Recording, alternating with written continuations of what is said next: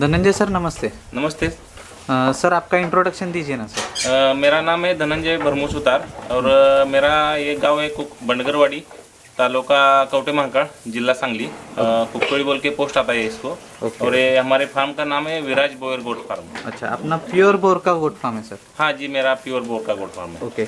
इसका सर आपने स्टार्टिंग कभी किया था गोट फार्म का? मैंने तो गोट फार्मिंग देखी अभी 5 साल पूरा हो गया मेरे को। हाँ हाँ। स्टार्टिंग में तो मेरे को उस्मानाबादी और प्योर क्रॉस था मेरे पास। ओके। उसमें वेट गेन अच्छा मिलता था, इसलिए मैं क्या किया, और इसमें इतना वेट गेन अच्छा मिल रहा है और कटिंग को अच्छे बच्चे जाते, 3 महीने को लाट निकलता था। इसलिए मैं क्या सोचा कि अगर हम प्योर बोर में करेंगे तो अच्छा होगा, इसलिए मैं 3 साल पहले प्योर बोर में काम करना स्टार्ट किया। अच्छा, मतलब आपने जब गोट फार्म स्टार्ट किया था तो स्टार्टिंग में आपके पास उस्मानाबादी ब्रीड थी और उसके साथ आपने बोर को क्रॉस किया था? हाँ बराबर। ओके। और उसका वेट गेन अच्छा मिलता था। हाँ। पर आपने उसको कहाँ पे सेल किया था सर? सेल्स कैसे था आपका उसका? ये उस्मानाबादी का बच्चे जो थे, मैं वो कटिंग के लिए यहाँ पे लोकल में बेचता था। वो यहाँ पे फार्म पे आके वो खरीदते थे। उस्मानाबादी बोर क्रॉस आप कटिंग के लिए बेचते थे सर? हाँ, कटिंग के लिए पर बेचते थे। कटिंग के लिए जब आप मार्केट करते हैं तो आपको खुद मार्केट में लेके जाना पड़ता है कि कस्टमर फार्म पे आके लेके जाते हैं? मैं तो खुद कभी लेके नहीं गया। यहाँ पे वो कटिंग करने वाले यहाँ पे आते थे। हाँ। और उनको मैं बेचता था, वो जो फिक्स रेट से, और वो लेके जाते थे। वो ज़्यादा तकलीफ नहीं होता था मुझे। अच्छा, उसमें ज़्यादा तकलीफ नहीं होता था। पर कटिंग का मार्केट कैसे चलता है सर? मतलब अगर आपके पास समझो उस्मानाबादी के 5 या 10 एनिमल्स बेचने के लिए अभी है, हाँ 5 और 10 एनिमल्स आपके पास बेचने के लिए है, तो वो कटिंग वाला अगर वो आदमी फार्म पे आ रहा है तो किस हिसाब से आपसे बार्गेन करते हैं? उनका मतलब क्या परचेसिंग उनको कैसे लेते हैं वो लोग? वो तो वजन के हिसाब से नहीं लेते, वो तो अपना एक नग के हिसाब से लेते हैं। 1 नग, 5 नग, 10 नग के हिसाब से पट्टी में लेते वो।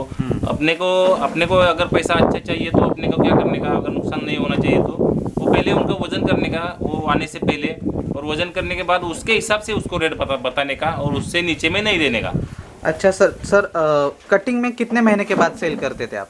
मैं तो 3 या 4 महीने के अंदर सेल करता था। जब 20 केजी बच्चा हो जाता था सेल कर देता था। मतलब बोर से उस्मानाबादी को क्रॉस करने के बाद आपको 3 महीने में ही 18 से 20 किलो का आराम से मिलता था। अगर नॉर्मल अगर उस्मानाबादी से उस्मानाबादी को अगर ब्रीड करवाए तो ये 18-20 किलो होने के लिए कितना टाइम लगता वो है सर? 18-20 किलो होने के लिए 4.5-5 महीने कम से कम लगता था। कम से कम। हाँ। ये अभी हमको 1-2 महीने के पहले ही हम लोग को हाँ, 2 महीने का बेनिफिट अच्छा मिलता है अपने को सेलिंग के लिए।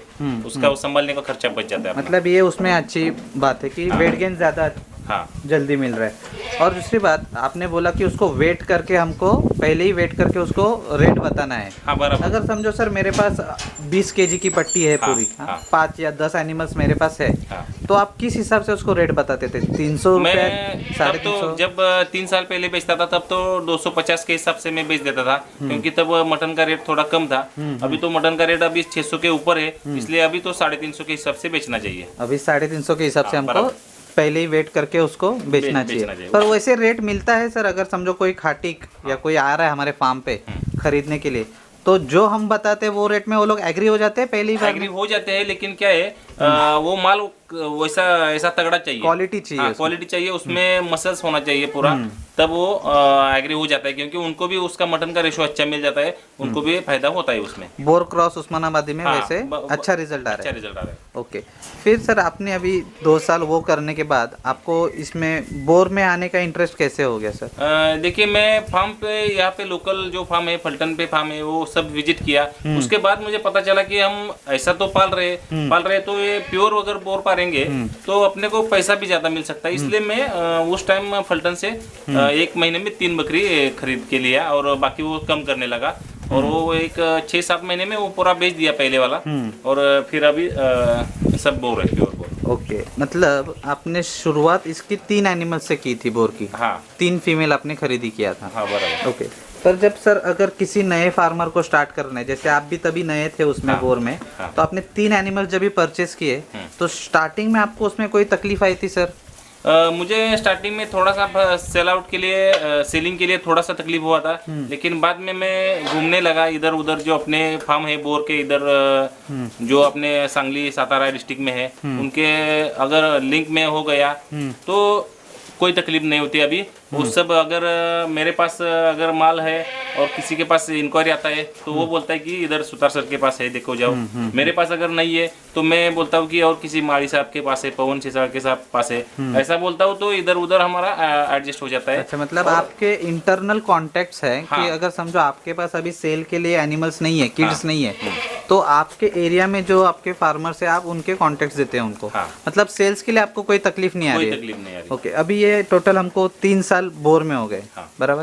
पर 3 साल में सर बोर का आपने सेल्स मुझे बता दिया, सेल्स में आपको कोई तकलीफ नहीं आ रही है, पर इसका मैनेजमेंट कैसे होता है सर? दिन भर का इनका शेड्यूल कैसे रहता है, या इनमें मेडिसिन मैनेजमेंट कैसे होता है, उसके बारे में थोड़ा इन्फॉर्मेशन दीजिए ना। देखिए, दिन भर का शेड्यूल जो अपना जो गावरान उस्मानाबादी जो कौन सा भी बकरी पालते हैं उनका सेम ही रहता है। हम सुबह क्या करते हैं, वो 7 साढ़े 7 बजे सब झाड़ू लगाते हैं।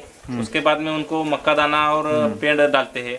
उसके बाद में 10 बजे एक बार चारा डालते हैं, शाम को 4 बजे फिर चारा डालते हैं, और रात को 7 बजे फिर और मक्का दाना डालते हैं। तो ऐसा हमारा दिन का मैनेजमेंट रहता है। ओके, मतलब ऐसा कोई स्पेशल खुराक उनका वेट के लिए कोई इसका खपरी पेंड या ऐसा वो सब ऐसा कुछ आप देते नहीं? गोली और मक्का? हाँ, गोली पेड़ और मक्का दोनों। ये कोई भी हमारा चल रहा है। और हरे चारे में सर आप क्या क्या देते हैं? हरे चारे में देखिए अपने पास दशरथ घास है, सुबाबुल है, तुत्ती है, शेवरी है और मेथी घास है।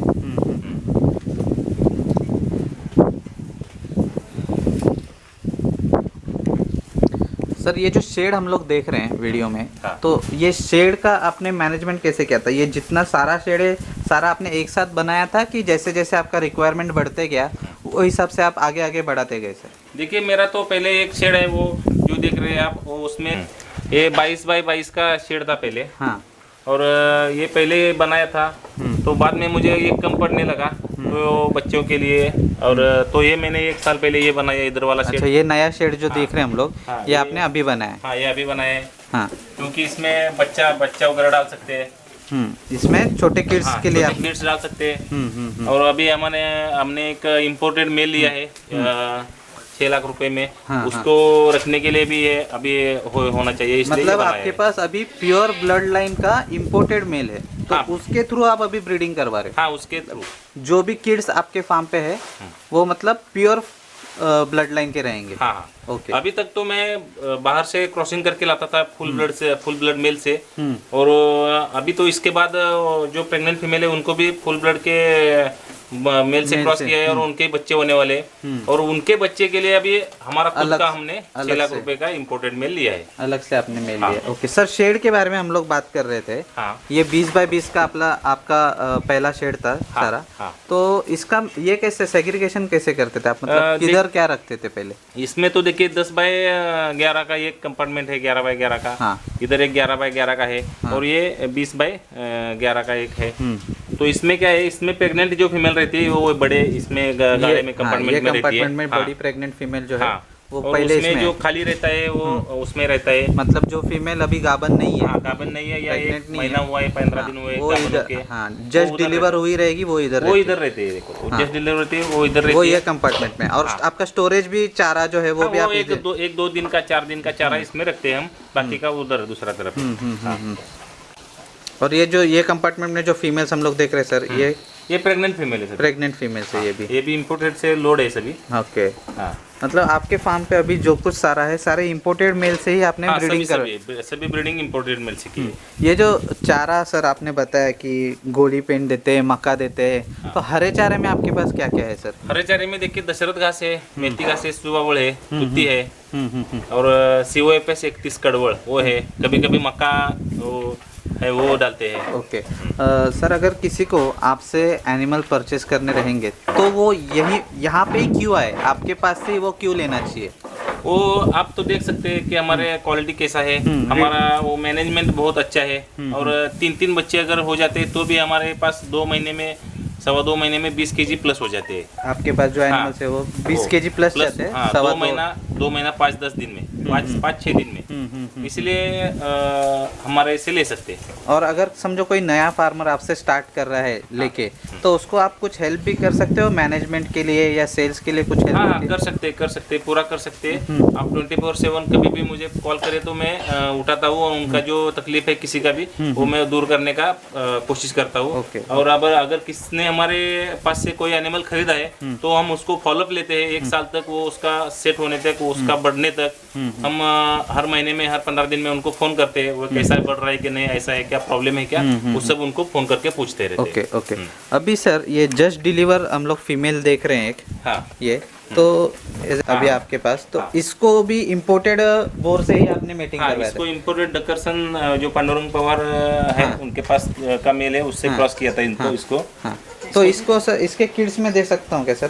पांडुरंग पवार सर से हमने जो ये फीमेल को क्रॉस करवाया था, जो इम्पोर्टेड ब्लड लाइन का मेल है उनके पास, उसके थ्रू ये 2 किड्स अभी हमारे फार्म पे। हाँ, ये 2 उसी के मेल के फीमेल। हाँ, इसमें क्या है सर, एक मेल एक फीमेल है कि एक मेल एक फीमेल है वो। एक मेल एक फीमेल है? हाँ। तो इसको अभी हम लोग कौन सी स्टेज का बोलते हैं, मतलब स्टड लाइन बोलते हैं? हाँ, इसको स्टड लाइन या फर्स्ट जनरेशन बोल सकते हैं। अच्छा, स्टड लाइन या फर्स्ट जनरेशन इसको बोलते हैं। हाँ, जैसे मतलब अभी ये इम्पोर्टेड ब्लड लाइंस के मेल से इसको क्रॉसिंग करवाया, ये है अपनी निमकर ब्लड लाइन की फीमेल, तो उसके थ्रू जो बच्चे होते हैं उसको स्टड लाइन बोलते हैं। हाँ, बराबर। और ये फीमेल को अभी हम लोग अगर किसी और इम्पोर्टेड ब्लड लाइन के मेल से मीटिंग करवाएंगे, उसका जो अगर ये होंगे उसको क्या बोलते हैं उसको सर? प्रीमियम स्टड या सेकंड जनरेशन बोल सकते अच्छा, हैं। प्रीमियम स्टड या सेकेंड जनरेशन, मतलब आखिर वो प्योर ब्लड लाइन में ही चलेगा हाँ, पूरा? वो- ओके ओके। मेरे को ये भी पूछना है सर कि इसका बोर का आपका जो एक्सपीरियंस है, इसमें मॉर्टिलिटी रेट कैसे है सर? अगर किड्स अगर जन्मते हैं तो उसमें कितना उनका ख्याल रखना पड़ता है? बाकी अगर आप पहले उस्मानाबादी करते थे तो आपको भी पता रहेगा कि मॉर्टिलिटी रेट थोड़ा उसमें बच्चों का ज़्यादा है, क्योंकि उनका वेट गेन पहले से ही कम रहता है। तो इसमें बोर में कैसे है सर? इसमें तो मोर्टिलिटी नहीं होता है। अभी इतना एक्सपीरियंस हो गए है कि अगर कौन सा भी स्टेज में चला जाए बच्चा तो उसको बचाते हैं हम, उसको मरने नहीं देते। Okay okay okay okay. Mortality rate बहुत बहुत कम है। पर कैसे है सर, अगर हर एक चीज़ में अगर मोर्टिलिटी रेट कम भी रहेगा, फिर भी आपको कहीं ना कहीं तो डॉक्टर की हेल्प तो लगती रहेगी। तो आपके फार्म पे कोई डॉक्टर ऑलरेडी आते हैं कि आपको कहीं लेके जाना पड़ता है? जी नहीं, मैं कहीं डॉक्टर, अभी तो मैं डॉक्टर को नहीं बुलाता हूँ। वो जो सब है हम घर में ही करते हैं, वो सब अपने को अभी वो इनका ये बीमारी है और उसके बारे में उसका इलाज वो सब अभी, मतलब अगर खुद किसी को हाँ, मेडिसिन की भी अगर कुछ इन्फॉर्मेशन लेनी रहेगी तो भी आप उनको हेल्प कर और सकते कर सकते ओके, ओके, हाँ, मतलब- इसका पूरा बता सकते हैं। अगर कोई सुतार सर के पास, धनंजय सुतार सर के पास विराज बोर गोट फार्म में अगर आ रहा है बोर के एनिमल्स देखने के लिए, तो उनको क्या क्या सर्विस मिल सकती है सर? बोर के एनिमल्स की मैनेजमेंट भी आप उनको बता सकते हो, मेडिसिन भी बता सकते हो, और मतलब एक फार्म पे अगर कोई बंदा आ रहा है तो उसको हम क्या क्या सर्विसेज दे सकते हैं कि लोगों को पता चलना चाहिए कि अगर हम धनंजय सुतार सर के फार्म पे जा रहे हैं तो मुझे ये चीज़ वहाँ पे देखने मिलेगी, मुझे अच्छे किड्स मिलेंगे वहाँ से प्योर ब्लड लाइन के खरीदने के लिए, अच्छी फीमेल्स मिलेगी, तो उसमें आपका क्या क्या इन्फॉर्मेशन आप लोगों को ये कर सकते हो? देखिए, मैं जब भी कोई आता है तो मैं कम से कम उसको आधा घंटा तक तो इंक्वायरी, मतलब पूरा इंफॉर्मेशन देता हूँ इसके बारे में। मैं शेड के बारे में बताता हूँ सब बच्चा अच्छी तरह से, उसका फूडर मैनेजमेंट के बारे में बताता हूँ, और वो जो औषध उपचार है उसके बारे में पूरा बताता हूँ, मतलब मेडिसिन के बारे में, मेडिसिन के बारे में पूरा बताता हूँ, और अपने को जितना एनिमल कैसे तैयार करते हैं वो पूरा इनको बताता हूँ लोगों को। और बोर के बारे में तो सब कुछ बता ही सकता हूँ, क्या प्रॉब्लम नहीं। ओके, फिर भी सर एक बार किसी को यहाँ पे आना रहेगा तो यहाँ का लोकेशन और आपका नंबर वापस बोलिए। मेरा नाम धनंजय भरमू सुतार है। मैं यहाँ पे बंडगरवाड़ी में रहता हूँ। यहाँ पे पोस्ट कुकटोली है, तालुका कवटे महाकाल और डिस्ट्रिक्ट सांगली है। और मेरा मोबाइल नंबर है 8999703169। मेरा सभी दर्शकों से निवेदन है कि विराज बोयर गोट फार्म पे एक बार आइए। यहाँ पे आप प्योर ब्लड लाइन के किड्स देख सकते हैं, फीमेल देख सकते हैं, आपको खरीद सकते हैं, और बाकी के जो भी नुस्खे हैं वो सब पता चल सकते हैं, हम बता सकते हैं। इसलिए एक बार आएंगे तो आपको पूरा हम जानकारी दे सकते हैं। इसलिए सभी से निवेदन है कि हमारे इधर एक बार विजिट अवश्य करें। Thank you sir. धन्यवाद।